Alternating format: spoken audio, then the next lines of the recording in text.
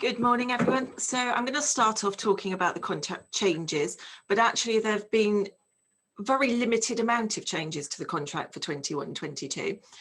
In the previous year, you'll be very aware that many of the services have been protected due to COVID.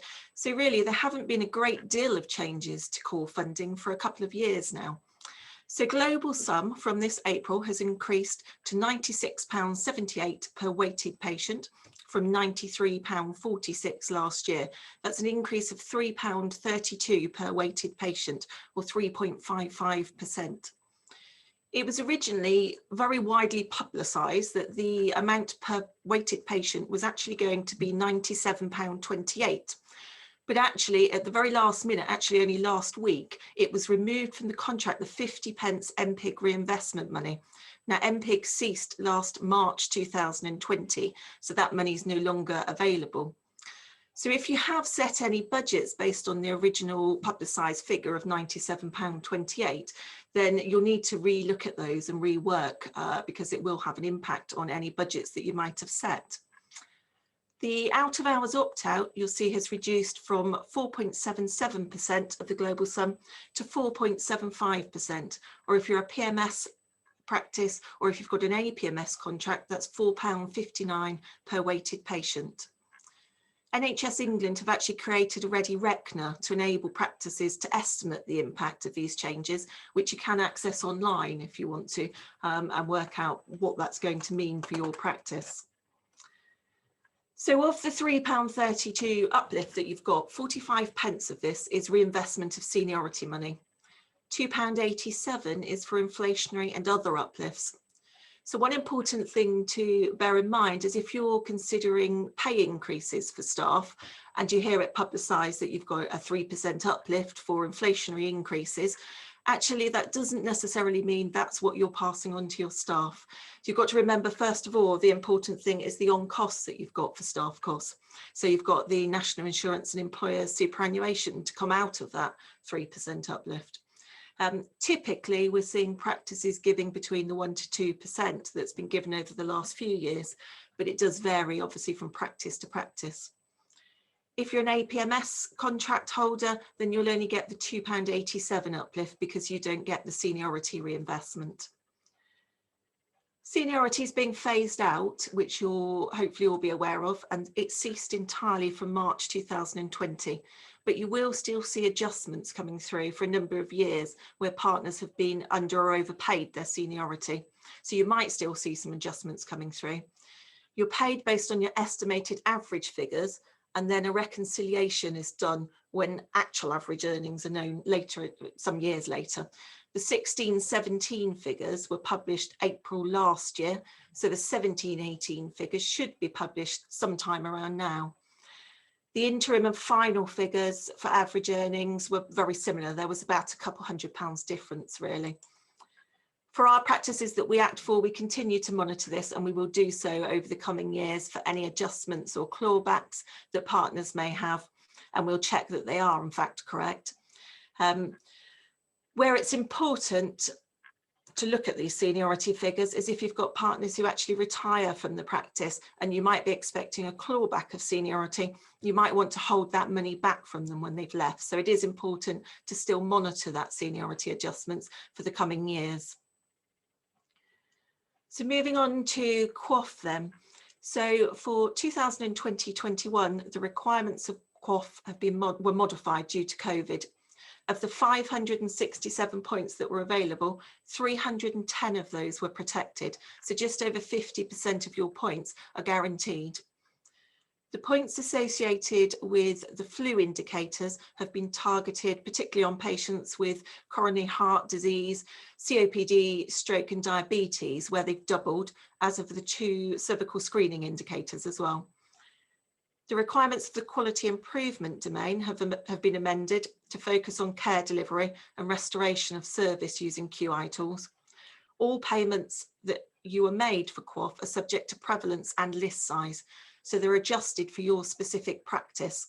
So the current rate that you'll be paid per QOF point is £201.16, but that's actually multiplied by your list size divided by the national average list size, which is 9,085, and then multiplied by the prevalence for each domain.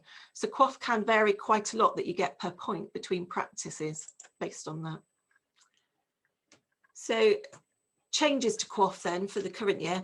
So QOF has resumed in full from April 2021. So for 21-22, it'll be based on the indicators agreed from 2021, and there's very little change, to be honest. The exception is for the new vaccinations and immunisations domain, which was already announced, so we were aware of this. The value per point has increased by 3.2%, from £194.83 to £201.16. So the average practice is getting an extra £6.33 per point. The average population, however, has also increased by the same percentage, and it's gone up from 8,799 patients to 9,085. What has changed is the maximum points available, which is now 635 points compared to 567 last year. So an additional 68 points, of which 64 of those relate to the new vaccinims domain. As the value of the point has increased by the same percentage as the national average list size, it actually means there's no real increase in terms of pounds per point, unless your list size has increased by more than average or your prevalence in certain areas has changed. So other than the extra points, there's not likely to be much change to QOF really. With the new vaccination and immunisations domain, there are 4 clinical indicators relating to diphtheria, tetanus and pertussis for children under 8 months, that's worth 18 points. MMR for children between 12 and 18 months, again worth 18 points. Preschool boosters are also worth 18 points. And for shingles, for those that have reached the age of 80 in the preceding 12 months and received a shingle vaccination between the age of 70 and 79, there's an extra 10 points. For mental health and cancer care, there's funding for physical health checks for patients with serious mental health illness, and it's been increased to address health inequalities as a result of COVID. So there are 3 indicators in that domain, and they're worth 20 points. There have been some minor changes to cancer care and asthma and heart failure diagnosis, but nothing particularly very much. For quality improvement indicators, learning disability and elderly cancer, early cancer diagnosis, quality improvement modules for 2021 have actually been rolled over, and there are no new modules introduced at all for 21-22. So looking at the vaccinations and immunisations in a bit more detail, from April 2021, practices will be paid an item of service fee for all vaccinations, which includes childhood immunisations and preschool boosters. So they'll be paid at £10 and 6 pence as an item of service fee for every vaccination that you undertake. However, if you don't achieve 79% coverage for all routine childhood vaccinations, then there will be a clawback that's applied to your funding. We're expecting that to be adjusted annually using the data from your clinical systems, and it's based on the item of service fee times by 50% of your eligible cohort size. So for example, for 500 patients, that's £10 and 6 pence item of service, multiplied by the 50%, multiplied by the 500 patients, you'd have a clawback of £2,515. So if you actually only dropped by 1% and you achieved 78% coverage, that would be 390 patients, and you would have received £3,923 throughout the year, but have a clawback of £2,515. So if you don't meet that 79% coverage of vaccinations, actually the funding, you could see quite a dramatic drop compared to what you have been receiving. So it's important, it's very important to be meeting those targets. Full details actually haven't been published yet, so we're making some assumptions on how that will be calculated and adjusted, but that's the detail valid from April. So that's really all the financial changes that are in the contract, so not very much at all really. There are some non-financial changes that you should be aware of. So as part of the 1920 contract changes, it was announced that GPs, including salaried GPs and locums that earned over 150,000 of NHS income, would be disclosed publicly if their pensionable profits are over 150,000. Since this was announced last year, there's actually been no further information or guidance published. So we're assuming that this is still going ahead, and we're assuming that it will be taken from the 1920 superannuation certificates that PCSE will have or should have processed in February 2021, so a couple of months ago. But as yet, there's no further news on that, but we assume that still stands. There are some digital changes, so all practices must provide to patients the offer and use of the following: so video and online consultations, online prescriptions, online appointment booking, an online presence, shared record access, and signposting to a symptom checker. So total triage has been introduced, and it's defined by NHS England. Wording of this is that every patient contacting the practice first provides some information on the reasons for the contact and is triaged before making an appointment. NHS England have published an operational planning guidance document setting out priorities for the year ahead. Part of this relates to supporting practices to be able to increase significantly the use of these online consultations. Most practices, I think, have had some kind of triage system in place pre-COVID. COVID's required practices to adopt quite rapidly to a total triage triage model.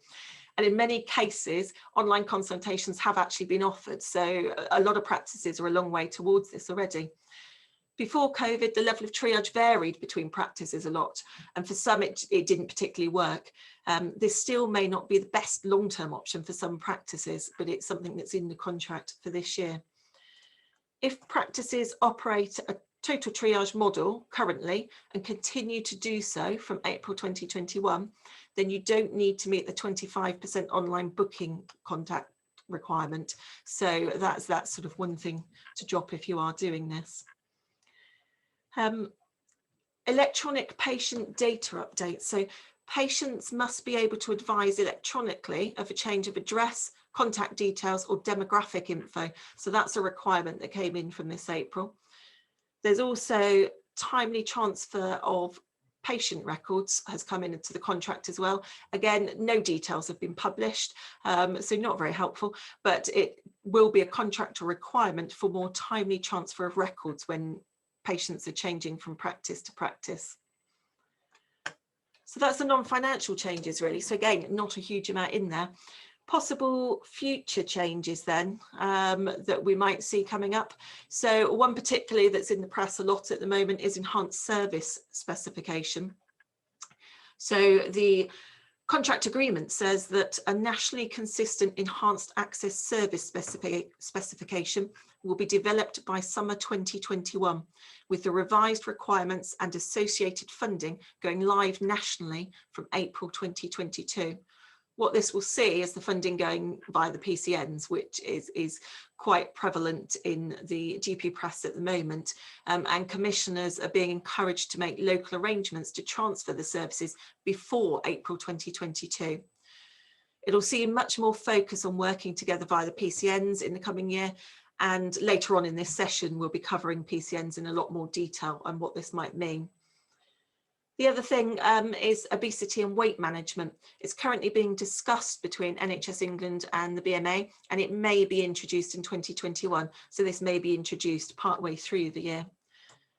The final thing that it's been said that will be looked at is in relation to practice staff. So NHS England and BMA are planning to review and agree terms and conditions for practice staff in 21-22.